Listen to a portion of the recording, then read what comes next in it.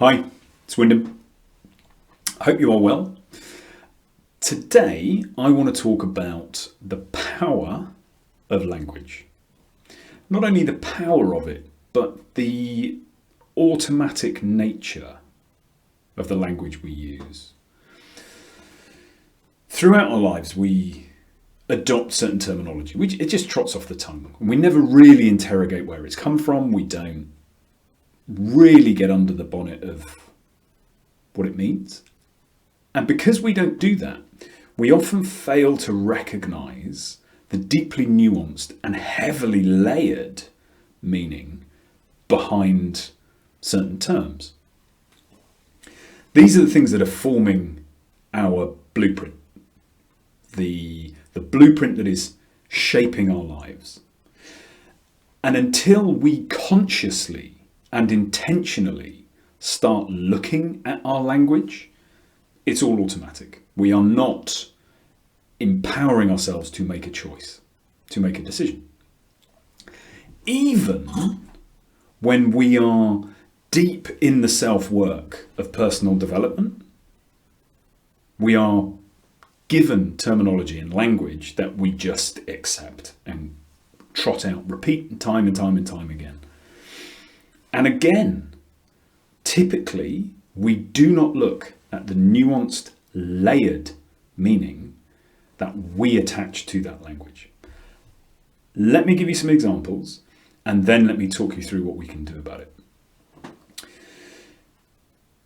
I happen to think that the organisation Positive Intelligence have a really powerful tool that everybody can access called the Saboteur's Test. In this test, you answer a load of questions, and essentially it breaks down, I think it's 10 archetypal types of saboteurs that our thinking is creating that limits what we do in life. Overriding all of those saboteurs is a judge. So there's nuance to the word saboteurs, right? But we just use the word saboteurs. What are your saboteurs? Oh, that's my avoider showing up. That's my people pleaser. That's my perfectionist. Saboteur, saboteur, saboteur. I really struggled when I first did the saboteur test. I didn't disagree with the results. I didn't agree 100%, but I didn't disagree with the results. I thought they were really insightful and gave me areas to focus on. I highly recommend you go on to Positive Intelligence, their website. There's a simple link into their saboteurs test. It's really interesting. But I personally struggle with language. I think all words have a power, and until we understand it, it's difficult to move forward. So saboteurs was a big problem for me. It felt very negative. It felt like I've got all these voices in my head that are actively trying to do me harm. I mean, what? Really difficult for me then to proactively go in search of ways I could use them.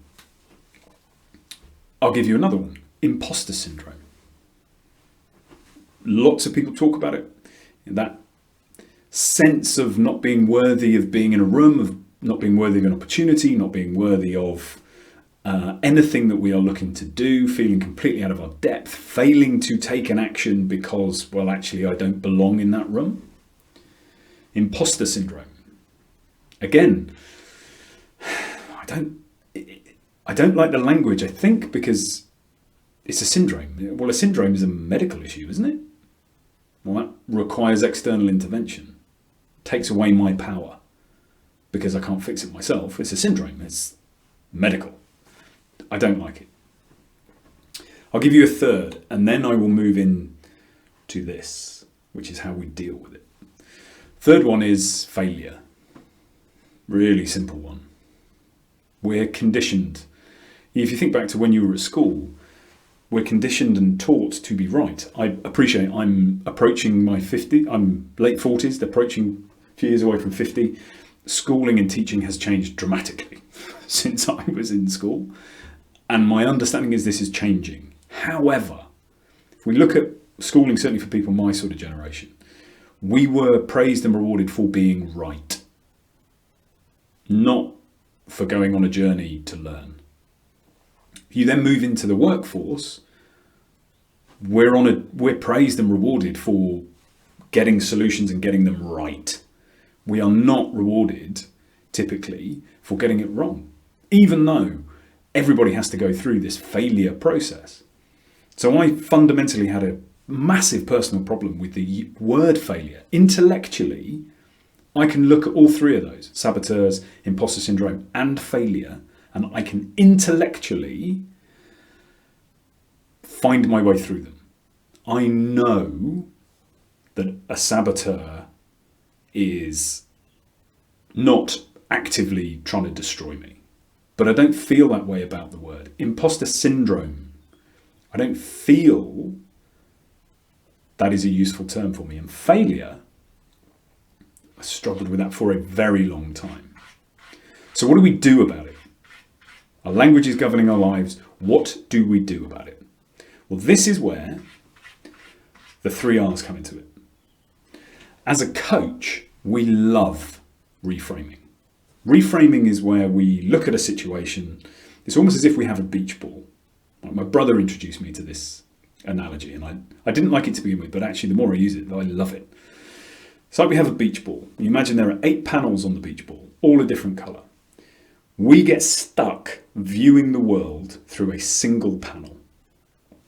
Reframing is turning the beach ball so that we see the same thing through a different colour, a different perspective. We are reframing the problem.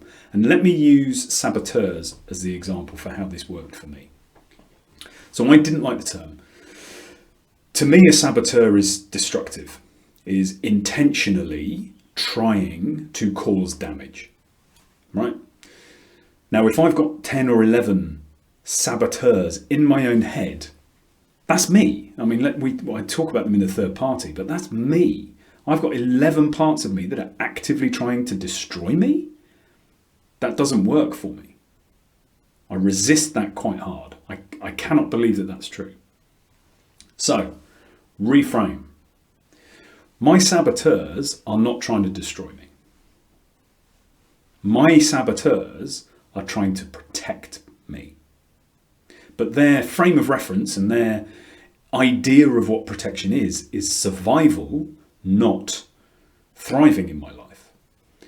So my saboteurs are not trying to destroy me. They are trying to protect me. And protection for them is survival. So whenever I look to do something that is outside of my sphere of knowledge, there is a massive amount of uncertainty. My saboteurs don't like uncertainty because they can't guarantee I'm going to survive. So they flood my mind with negative thoughts that keep me where I am. But the reframe is actually they're trying to protect me. So instead of sabotage, they're protection. That suddenly changes fundamentally how I feel about my saboteurs. So for me, the first step was, I'm not going to call them saboteurs anymore. I'm going to reframe them as protectors. Okay, so we've done our reframe. Protection seems much better than saboteurs. I can work with protection. What do I mean by rebrand? Okay, so even though my saboteurs, now known as protectors, are trying to protect me, they're not helping me, right? So I have to find a way to manage and relate to these protectors in a way that diminishes their negative power. So for me, my saboteurs, my protectors, I rebranded them my close protection team. They're my own little bodyguards that are desperately trying to keep me alive. They're only interested in my survival. If you imagine there's any videos we've seen of people who have bodyguards who are attacked, the bodyguard throws themselves in the way. Kevin Costner. Who wouldn't throw themselves in the way of a bullet for Whitney Houston? So they're trying to protect us. They are not interested in whether in protecting us we break an arm. They're not interested in whether we bang our heads. They're only interested in our protection. So instead of a group of saboteurs, I now have rebranded them my close protection team. But while I was doing that, that still seemed a little bit serious. And I wanted to take away their power. I wanted, when their thoughts come in, I wanted it to trigger another thought in my brain that went, okay. So my close protection team are idiots. They haven't got a clue. They do not understand what is going on. And the reason they don't understand what is going on is because their particular focus of protection has not moved on from the moment it was created. And many of my saboteurs were created when I was a child. And it's like they were disconnected from the matrix at the point they were created, and everything that happened after, they have no knowledge of. So when I have a sabotaging thought, it's not a sabotaging thought, it's a protecting thought, and my close protection team is trying to keep me alive, but they're idiots. They have no idea what's going on. They're a bungling bunch of well-intentioned, badly executing thoughts. And I can deal with that personally. I can work in a world where the negative thought, nope, close protection, they're just idiots. They don't understand. Yes, I'm afraid, but I don't need to listen. I don't need to take them at their word. I can start dealing with my fears, my negative thinking in a way that is much more constructive, because I have framed it in a way that works for me, and I have rebranded them so they have less power. The last piece is rehabilitation. So when I work with my close protection team for long enough, I depower them to such a degree that eventually I can go back to the word that I struggled with to begin with, the saboteur.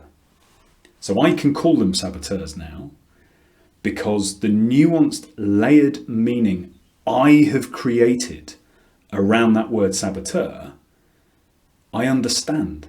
So the word no longer means destructive. It no longer means actively trying to ruin my life. It now means, I can say saboteur and it means protector. Protector, close protection team. Unfortunately, they're idiots. And as idiots, they have no idea what's going on. I'm in charge here. I can use the word saboteur. The same, specifically for me, I used the same process on failure. I really struggled with it. I was terrified of failure. Absolutely terrified. I had built a version of myself that never failed. I don't know where it came from, because we all fail all the time. I had built this version of myself and I could not face that word. It had so much power over me that I had to reframe it. I reframed it to be growth. I rebranded it to be my learning journey. And when I combine growth and rebranding of learning journey, that's a much more positive way of looking at failure. And over time, I depower the word. I change the nuanced and layered meaning of that word for me, and I can rehabilitate it. So now I can use the word failure. I'm actively seeking failure because I understand the layered, nuanced meaning that I apply to that word. It doesn't matter to me how anybody else uses the word saboteur, how anybody else uses the word failure, how anybody else uses the word imposter syndrome.